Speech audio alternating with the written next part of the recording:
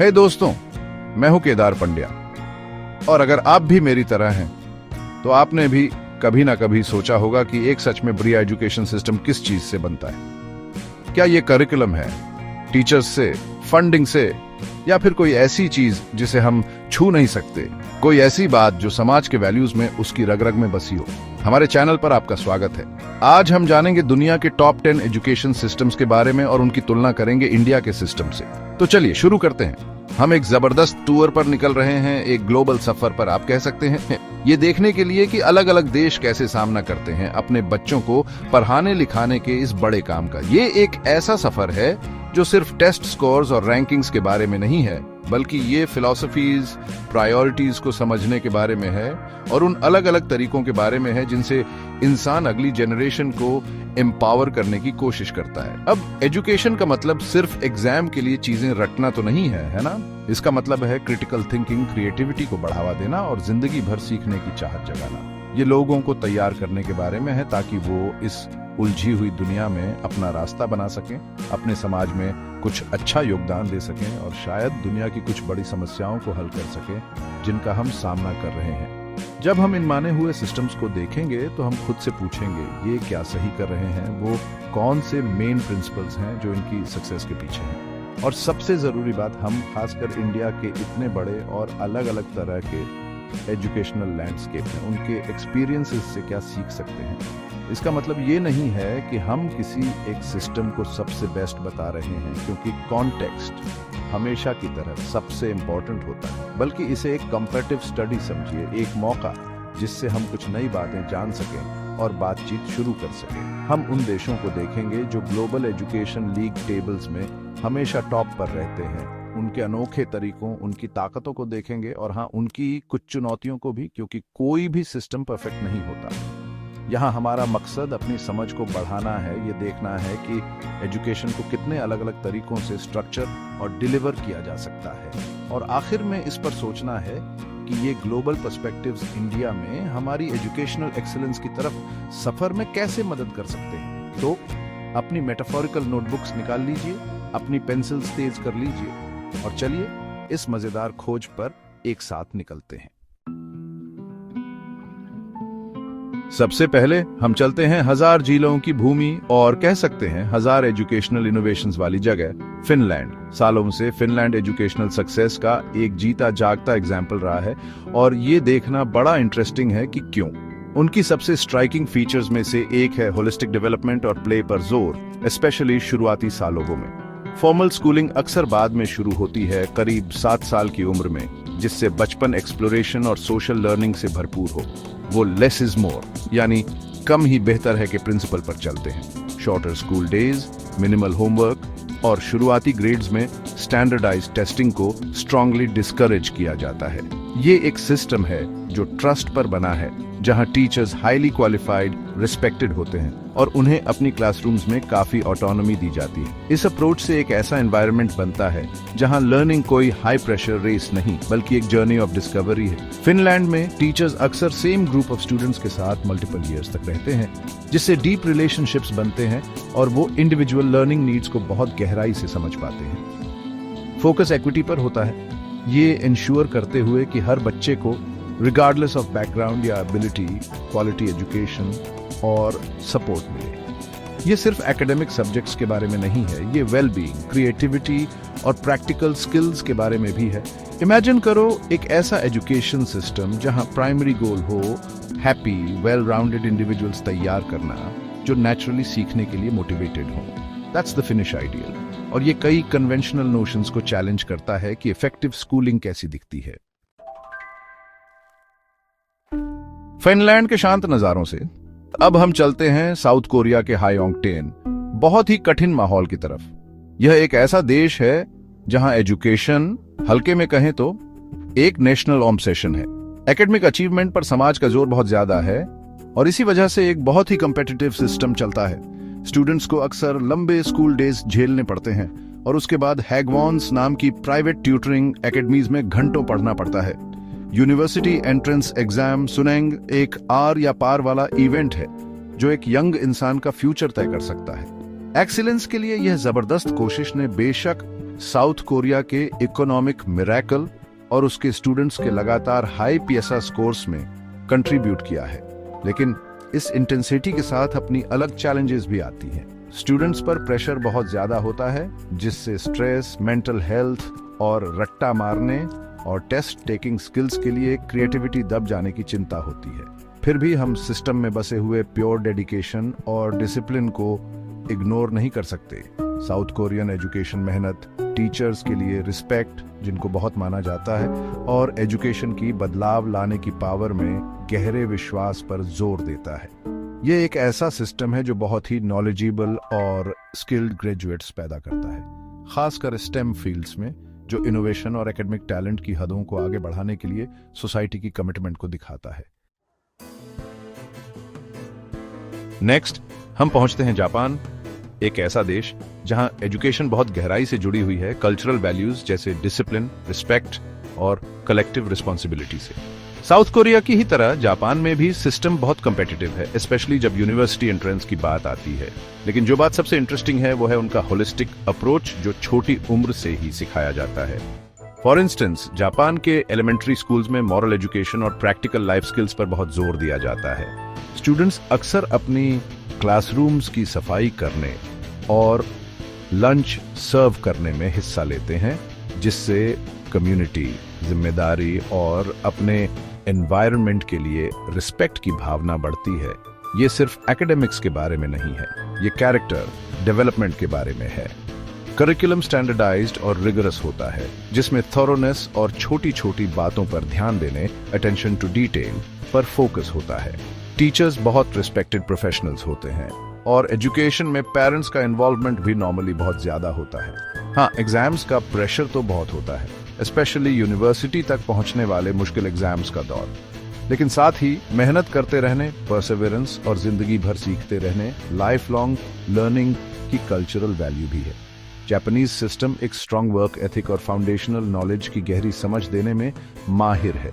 ये एक ऐसा सिस्टम है जो सिर्फ इंडिविजुअल अचीवमेंट को ही नहीं, बल्कि एक ग्रुप में मिलजुल कर हार्मोनियसली काम करने की एबिलिटी को भी वैल्यू देता है, एक ऐसी क्वालिटी जिसे जापानीज सोसाइटी में बहुत इंपॉर्टेंस दी जाती है। अब हमारा सफर हमें ले चलता है डायनामिक सिटी स्टेट सिंगापुर की ओर, एक छोटा सा देश जो ग्लोबल एजुकेशन रैंकिंग्स में कंसिस्टेंटली अपनी साइज के हिसाब से कहीं ज्यादा अच्छा परफॉर्म करता है। सिंगापुर के अप्रोच की खासियत है उसकी स्ट्रेटेजिक प्लानिंग, क्वालिटी पर उनका जबरदस्त फोकस और इस बात की समझ कि ह्यूमन कैपिटल ही उनका सबसे कीमती रिसोर्स है।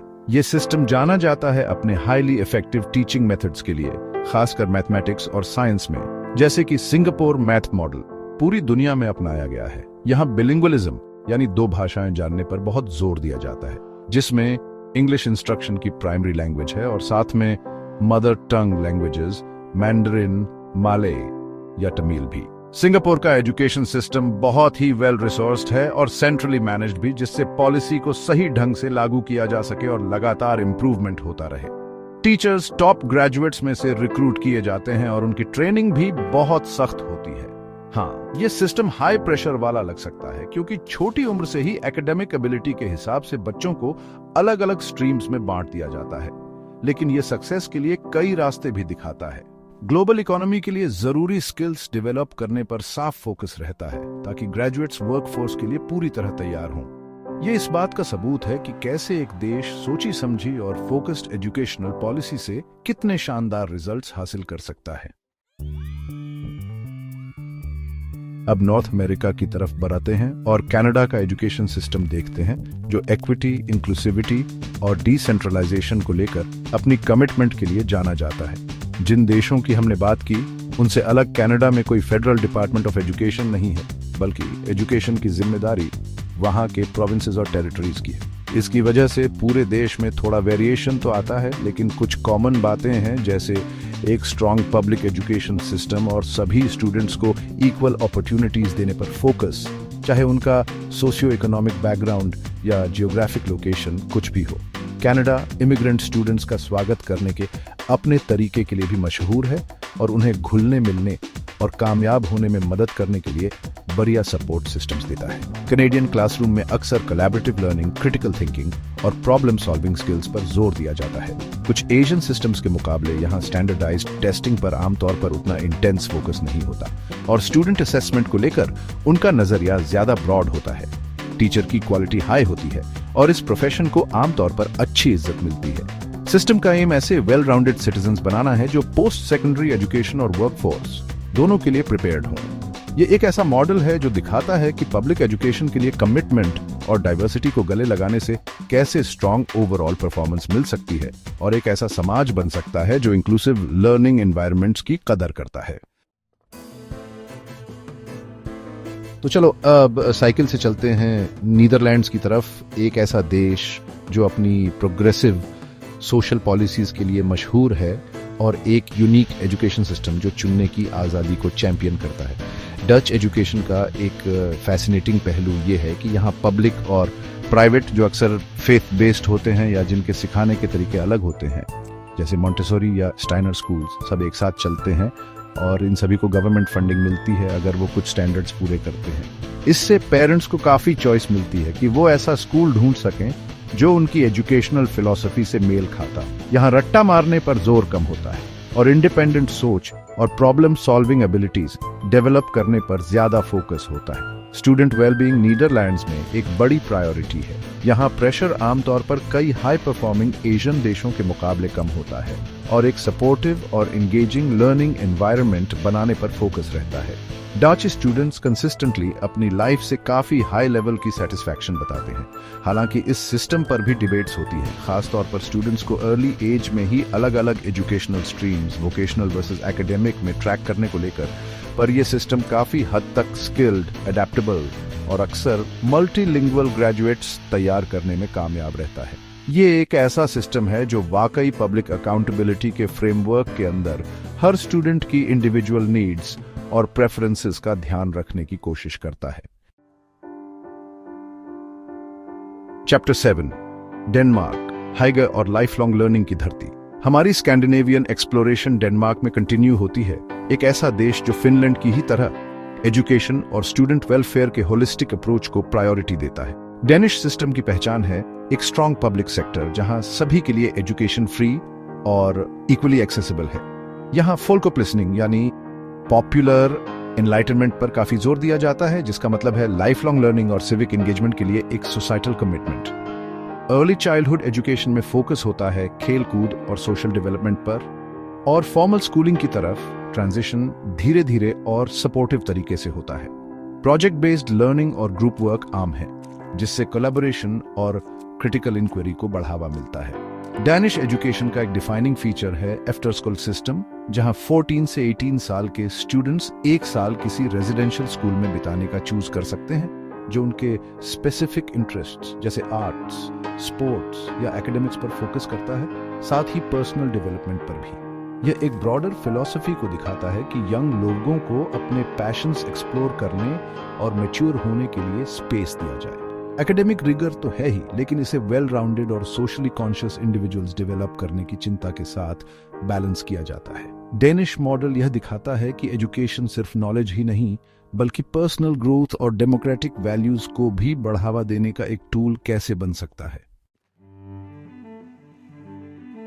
नेक्स्ट हम पहुंचते हैं जर्मनी, एक देश जो अपनी इंजीनियरिंग की महारत के लिए जाना जाता है और एक खास डुअल एजुकेशन सिस्टम जिसे डुअल ऑन्सबिल्डिंग कहते हैं।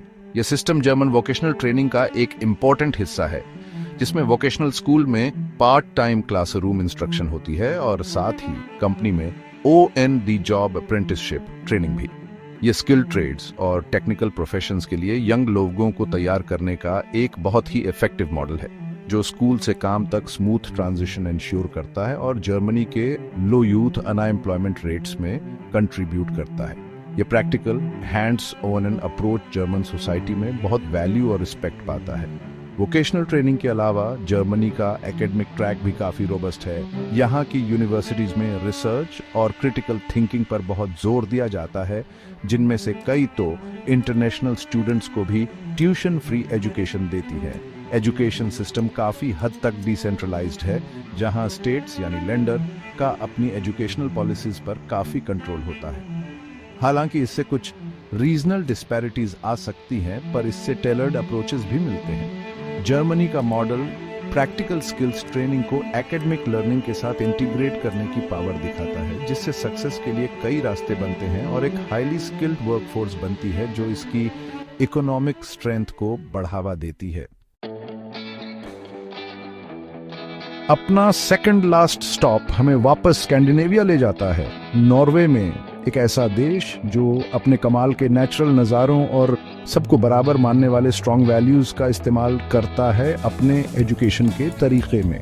नॉर्वे का एजुकेशन सिस्टम सबको शामिल करने और सबके लिए बराबर मौकों के उसूल पर बना है। यहाँ एक स्ट्रॉन्ग पब्लिक सिस्टम है और प्राइवेट स्कूल्स बहुत कम हैं। एक खास बात है फ्री लुफ्ट्स्लेव यानी ओपन एयर लाइफ पर जोर देना, जिसमें अक्सर आउटडोर एक्टिविटीज और नेचर में सीखने को करिकुलम का हिस्सा बनाया जाता है छोटी उम्र से ही। इससे फिजिकल हेल्थ, एनवायरनमेंट के लिए रिस्पेक्ट और एक्सपीरियंशियल लर्निंग को बढ़ावा मिलता है। अपने नॉर्डिक पड़ोसियों की तरह नॉर्वे भी बहुत ज़्यादा एकेडमिक प्रेशर और अर्ली स्टैंडर्डाइज्ड टेस्टिंग के बजाय एक होलिस्टिक एजुकेशनल एक्सपीरियंस को ज़्यादा इंपॉर्टेंस देता है। टीचर्स अच्छे पढ़े लिखे और भरोसामंद प्रोफेशनल्स होते हैं और क्लासरूम का माहौल अक्सर इनफॉर्मल और स्टूडेंट सेंटर्ड होता है। डिजिटल लिटरेसी और स्टूडेंट्स को 21st सेंचुरी स्किल्स से लैस करने पर बहुत जोर दिया जाता है। नॉर्वेजियन सिस्टम का मकसद इंडिपेंडेंट, क्रिटिकली थिंकिंग इंडिविजुअल्स तैयार करना है जो डेमोक्रेटिक सोसाइटी में एक्टिव पार्टिसिपेंट्स बने। यह एक ऐसा मॉडल है जो वेलबीइंग, इक्विटी और लर्निंग को नेचुरल वर्ल्ड से जोड़ने की इंपॉर्टेंस पर जोर देता है। फाइनली नॉर्थ सी क्रॉस करके हम पहुंचते हैं यूनाइटेड किंगडम, एक ऐसा देश जिसका एजुकेशनल इंस्टीट्यूशंस का लंबा और शानदार इतिहास रहा है, जिसने दुनिया भर में लर्निंग को शेप किया है। यूके का एजुकेशन सिस्टम काफी डाइवर्स है, जिसमें इंग्लैंड, स्कॉटलैंड, वेल्स और नॉर्दर्न आयरलैंड के अपने अलग अलग सिस्टम्स शामिल हैं और हर सिस्टम की अपनी बारीकियां हैं। यहाँ दुनिया की कुछ सबसे पुरानी और प्रेस्टिजियस यूनिवर्सिटीज हैं, जैसे कि ऑक्सफोर्ड और कैम्ब्रिज, जो आज भी दुनिया भर के टैलेंट को अट्रैक्ट करती है।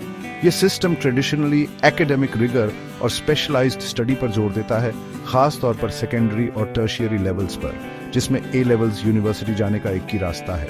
पिछले कुछ दशकों में स्टैंडर्ड्स, अकाउंटेबिलिटी और पेरेंटल चॉइस पर काफी फोकस रहा है, जिससे कई रिफॉर्म्स हुए हैं और अलग अलग तरह के स्कूल टाइप्स सामने आए हैं, जैसे कि एकेडमीज और इंग्लैंड में फ्री स्कूल्स, जहां एक तरफ ये सिस्टम वर्ल्ड क्लास रिसर्च और हाईली स्किल्ड ग्रेजुएट्स तैयार करता है, इसे इक्विटी, एक्सेस को लेकर चल रही डिबेट्स का भी सामना करना पड़ता है और स्टैंडर्डाइज्ड टेस्टिंग के प्रेशर्स का भी। जैसे जीसीएसईज और ए लेवल्स यूके का एजुकेशनल लैंडस्केप, पुरानी ट्रेडिशंस और मॉडर्न इनोवेशंस का एक फैसिनेटिंग ब्लेंड है, जो ग्लोबलाइज्ड वर्ल्ड की डिमांड्स को पूरा करने के लिए लगातार इवॉल्व हो रहा है और साथ ही अपनी एकेडमिक एक्सीलेंस की लेगेसी को बनाए रखने की कोशिश भी कर रहा है। अरे वाह, क्या जर्नी थी, है ना? फिनलैंड के प्ले बेस्ड लर्निंग से लेकर साउथ कोरिया के इंटेंस डेडिकेशन तक, कनाडा के मल्टीकल्चरल क्लासरूम से लेकर जर्मनी के वोकेशनल हुनर तक, हमने एजुकेशन को लेकर कितने अलग अलग अप्रोचेस देखे हैं। हर सिस्टम अपनी यूनिक स्ट्रेंथ्स और फिलॉसफीज के साथ एक आईना सा है जो समाज की अलग अलग वैल्यूज और प्रायोरिटीज दिखाता है, और यही तो इस एक्सप्लोरेशन की खूबी है, ये समझना कि कोई एक अकेला परफेक्ट मॉडल नहीं होता, बल्कि कई इफेक्टिव स्ट्रैटेजीज हैं जिनसे हम सीख सकते हैं। हम इंडियंस के लिए, जिनकी अपनी इतनी रिच एजुकेशनल हेरिटेज है और अपने यूनिक चैलेंजेस भी हैं, ये ग्लोबल पर्सपेक्टिव्स बहुत ही कीमती हैं। जो कॉमन बातें हमने देखी हैं, टीचर्स को बहुत वैल्यू देना, सबके लिए बराबरी का कमिटमेंट, भले ही पूरी तरह से इम्प्लीमेंट ना हुआ हो, अडेप्टेबिलिटी और नॉलेज और स्किल्स दोनों डेवलप करने पर जोर, ये सब बहुत ज़रूरी बातें हैं जो हमें सीखने को मिली। जैसे इंडिया अपनी इतनी बड़ी यंग पॉपुलेशन को एजुकेट और एम्पावर करने की अपनी जर्नी पर आगे बढ़ रहा है, इन देशों के एक्सपीरियंसेस हमें इंस्पिरेशन दे सकते हैं, कुछ चीज़ों से आगाह कर सकते हैं और नए नए आइडियाज़ भी दे सकते हैं। मकसद है क्रिटिकल थिंकिंग को बढ़ावा देना, क्रिएटिविटी को बढ़ाना और ये पक्का करना कि हर बच्चे को अपनी पूरी काबिलियत दिखाने का मौका मिले। मकसद ये नहीं है कि आंख बंद करके कॉपी करें, बल्कि सोच समझकर अडेप्ट करना और नए तरीके अपनाना है। एक ऐसा इंडियन एजुकेशन सिस्टम बनाना जो दुनिया भर में कम्पिटिटिव हो और साथ ही हमारी अपनी ज़मीन से भी जुड़ा हो। आज के वीडियो के लिए बस इतना ही।